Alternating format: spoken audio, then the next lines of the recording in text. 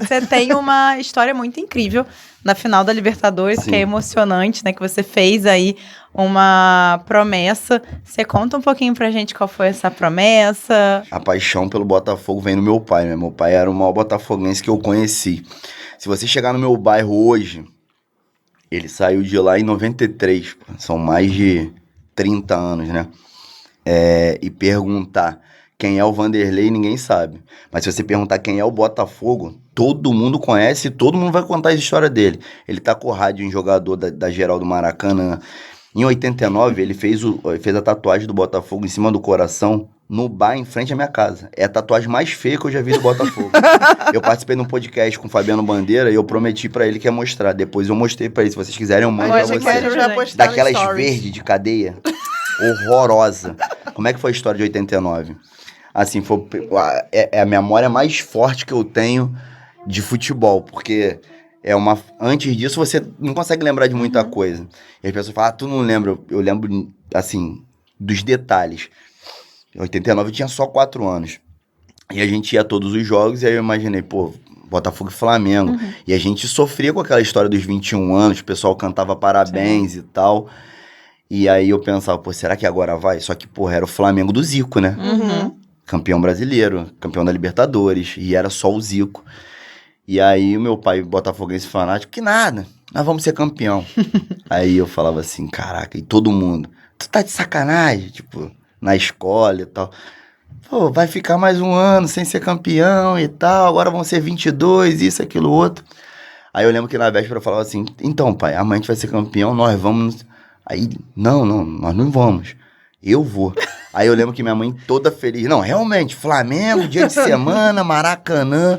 Então meu mundo acabou ali, né? Eu falei, pô, não é possível, eu não vou. Final contra o Flamengo, Botafogo vai ser campeão. Aí ele, pode ficar tranquilo, Botafogo vai ser campeão, vou trazer o pôster pra você. E naquela época que bombava era o Jornal dos Esportes, né? Que era um jornal rosa. Pode ficar tranquilo e tal. E meu pai tinha um ritual que era chegar no trabalho, ligar o radinho de pilha e ouvir o Panorama Esportivo na Rádio Globo. Aí eu lembro que na quarta-feira ele não voltou do trabalho, foi direto. E aí eu fiz o mesmo ritual. Deitei lá na cama, liguei o radinho dele e fiquei ouvindo. Graças a Deus deu tudo certo, 21 graus. Era dia 21, cruzamento do Mazolinha 14 com 7 do Maurício, 21 de novo, fazia 21 graus. E o Botafogo terminou com jejum de 21 anos. E aí eu lembro que eu dormi esperando meu pai, nada do meu pai aparecer. Acordei e perguntei pra minha mãe, cadê meu pai? Ela, não sei, teu pai ainda não chegou. Eu falei, caralho, o que aconteceu? Fui campeão e perdi o pai, é sacanagem.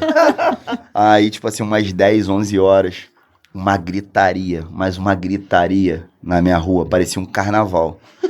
Aí minha mãe falou assim, ó, deve ser teu pai. Aí eu, caraca, o que aconteceu? Meu pai me chega, sem camisa, todo ensanguentado, com uma jaqueta e com a tatuagem no peito. Aí ele, não falei que ia ser campeão? Aí pegou assim, ó, o jornalzinho todo dobrado me deu ali. Falei, pô, realmente, meu pai... Porque o pai é sempre teu super-herói. Aí era ele contra o mundo dizia que não ia dar certo. E aí ele... Chega com a tatuagem feia. Caraca, trouxe através do sangue, ali eu lembro que foi a primeira memória e foi quando sacramentou. Falou, não, agora não tem jeito, agora eu sou Botafogo. E aí eu costumo dizer que a gente tava vivendo a melhor era antes da SAF. Sim. E... a gente não tinha a dimensão disso, né? A gente faz muito esse debate dentro da torcida, porque tem a galera dos corneteiros. Eu sou otimista, sou do time dos otimistas.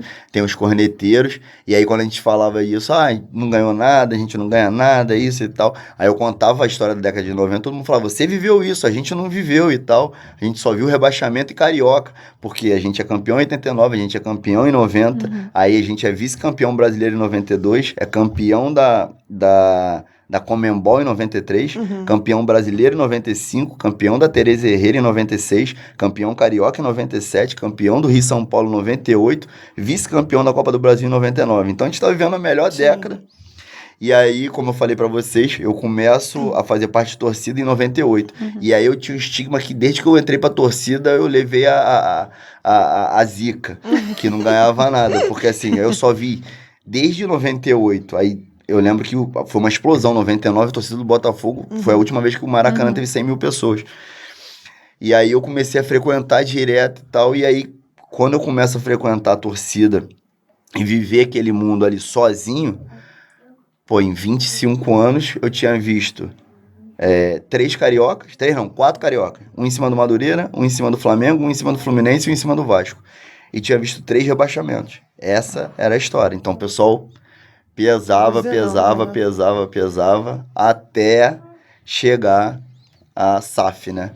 E aí, assim, nessa época eu já não tinha relação tão próxima com meu pai tava morando em outra cidade, tal, mas o amor pelo Botafogo, ele continuava. A gente não tava se falando, e aí chega em 2023, tinha aquela resenha, tipo assim, ele era muito corneteiro, reclamava comigo e tal.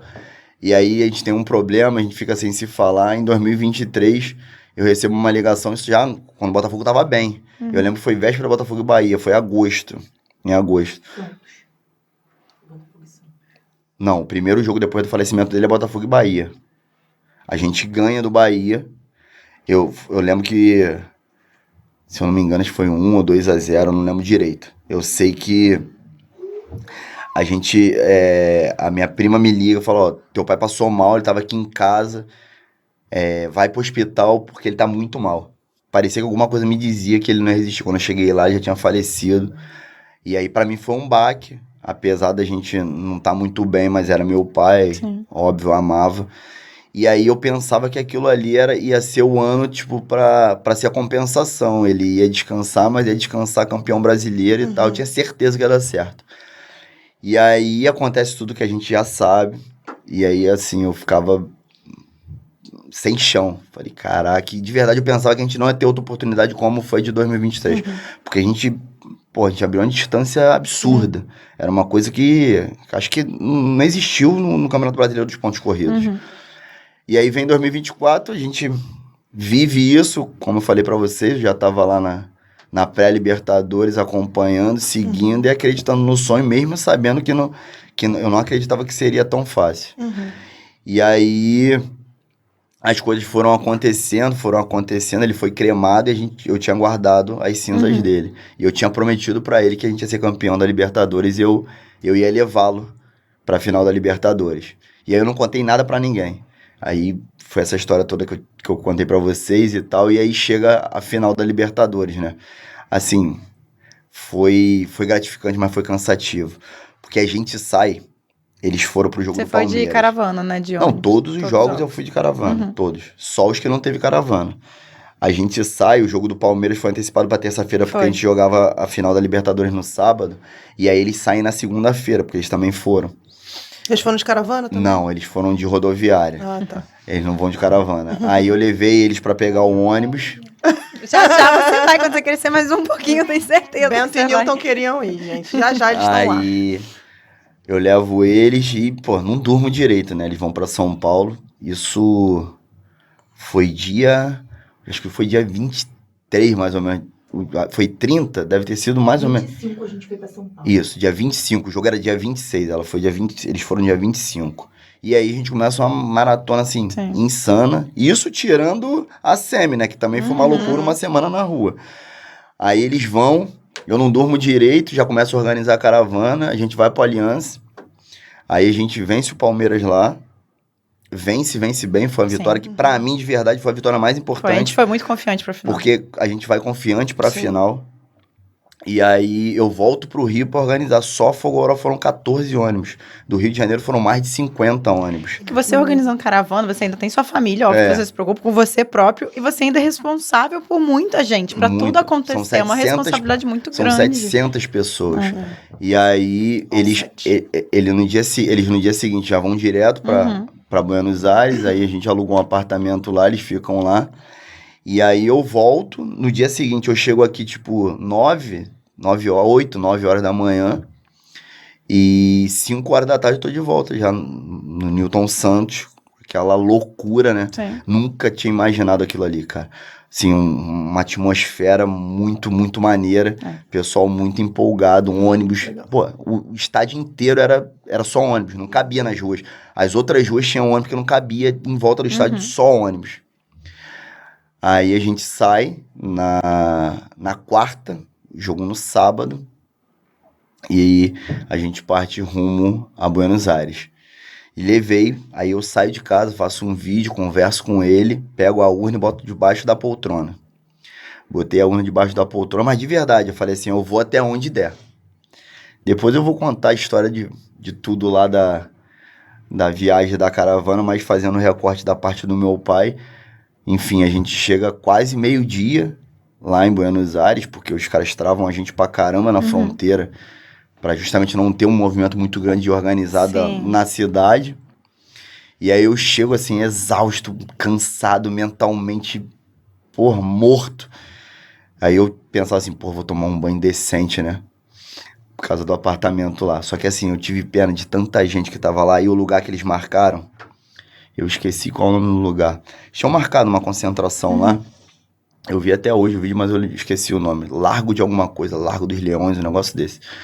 Sei que a gente chega lá e era simplesmente uma praça e o pessoal tomando banho nos bebedouros públicos. Não tinha estrutura nenhuma, banheiro, nada. Eu lembro que eu pego uns 5 assim, boto no táxi e falo, vamos lá. E já era meio-dia e a gente já tinha que preparar as coisas dentro do estádio, porque o protocolo da Conmebol não deixa você levar nada depois que abrir os portões. Aí eu lembro que eu saio correndo. Tinha um ônibus, né, do movimento, com tudo que ia entrar. Só ia entrar aquele ônibus, as coisas daquele ônibus. Lembro que eu saí correndo assim, correndo mesmo. Porque eu falando com o Portela, ele falando, cara, a gente tá saindo daqui. Falei, segura o ônibus. Aí ele inventava motivo pra parar o ônibus pra eu conseguir botar nossa bateria, a nossa faixa, a nossas bandeiras. Resumindo, eu consigo fazer isso. Sai o ônibus pro estádio, aí eu vou pro apartamento. Levo a galera lá, a gente toma um banho, não consigo nem cochilar, não consigo comer nada. Morto, só tomo um banho e vou direto pro estádio. A gente volta lá pra concentração e aí eu pego a bolsa, levo lá pro apartamento. Aí eu lembro que dou pra um colega, eu esqueço umas 2 vezes, né? Toda hora eu perguntava pra ele, onde é que tá a bolsa? Onde é que tá a bolsa? E aí eu pensava assim, 5 barreiras. Em alguma barreira não vão deixar eu passar. Falei, eu vou levar. Eles estavam pedindo pra tirar tudo, gloss, tudo, qualquer coisa. Eu já imaginava, não me pergunte. Aí... Pra quem acredita em Deus... Era pra ele entrar. Era pra entrar. Aí eu passo na primeira barreira, tudo bem que tava eu, ela e as crianças, né? Então isso... que ajudou, que a gente chegou muito em cima. Isso, já tava... A confusão tava maior, mas eu acho que o fato da gente estar com 2 crianças pequenas, isso também ajudou. E aí eu lembro que eu passei na primeira muito de boa, na segunda, na terceira, falei, na porta não vai rolar. Mas, pensando, tomara que role. Quando eu chego na porta, a primeira coisa que eles cobram é o ingresso das crianças. Eles achavam que as crianças não iam pagar, eu ia tentar meter algum migué. Aí eu passo o Bento, passo o Newton, aí eu passo da Thaís, e aí no meu passo, os caras simplesmente pegam na dentro. A gente entra com uma bolsa, com um monte de coisa, comida inclusive, né? Entra tudo. Meu irmão, eu me tremia todo. Falei, não, agora deu certo. E eu lembro que já tava tão cheio que você não conseguia chegar na parte de baixo, onde estávamos organizados. Não dava. Aí absurdo, eu dava uma volta, eu dei uma volta, fui até o final, aí eu pulo lá pra baixo e eu vou jogando eles lá pra baixo. Aí Tacou mesmo? Aí jogo eles lá pra baixo, aí fui lá pro meio, aí eu pego a urna, abro a urna, jogo lá, que é o vídeo. Aí eu falo pro meu pai, tem certeza que a gente vai ser campeão? Eu tinha certeza que a gente ia ser campeão. Aí a gente fica ali um tempinho, aí depois eu olho, aí começa aquela reflexão de tudo que a gente viveu, tudo que a gente passou, quanta gente morreu sem viver aquilo ali. Aí eu puxo a torcida, né? Aí eu vou lá pro meio, subo, eles ficam lá no cantinho. E aí, o resto da história vocês já sabem. E graças a Deus deu tudo certo, apesar daquela expulsão. Assim, foi um desafio tanto você olhar para as pessoas, pedir as pessoas para cantarem, quando você mesmo ali tá muito nervoso. Muito nervoso. Na verdade, eu transformei a minha aflição em combustível. A gente tava ali, tinha que cantar, era cantar. Vamos viver a final, independente galera, é o jogo da vida, a gente não vai deixar a peteca cair, nós vamos fazer a nossa parte, tirando força de não sei da onde. A única coisa, assim, tava tão cheio que não dava pra sair dali. A única coisa positiva é que, assim, chegava bebida pra mim o tempo todo. Não nem bebi cerveja, mas água e refrigerante. Chegar que você tava ali embaixo, porque eu tava ali embaixo, acabou a água e Coca-Cola. Não, porque as pessoas me davam, porque eu tava em cima cantando e todo mundo me vendo. Aí o pessoal ia me dando e tal. Resumindo, aí deu tudo certo e eu fiz aquela homenagem que viralizou. E assim, é muito curioso porque praticamente todos os dias eu sonhava com meu pai. desde esse dia eu nunca mais sonhei com meu pai. Assim, que pra quem acredita em espiritualidade, dizem que depois da morte as pessoas ainda ficam vagando, né? Então parecia que ele precisava passar por aquilo ali pra desencarnar. O momento dele... E eu nunca mais sonhei com meu pai. Aí agora, esse ano, eu até postei. Chegando no Dia dos Pais, eu tive contato com ele em sonho. E aí ele fala que tava tudo bem, que tava muito feliz, como foi o dia e tal, assim, uma loucura. Que legal. Só isso, e aí desencarnou, descansou, minha missão tá cumprida, eu vivi tudo que eu tinha pra viver, graças a Deus. E aí, você já deixou seu like aqui? Se não, é hora de deixar o seu like, compartilha, comenta e se inscreva no nosso canal.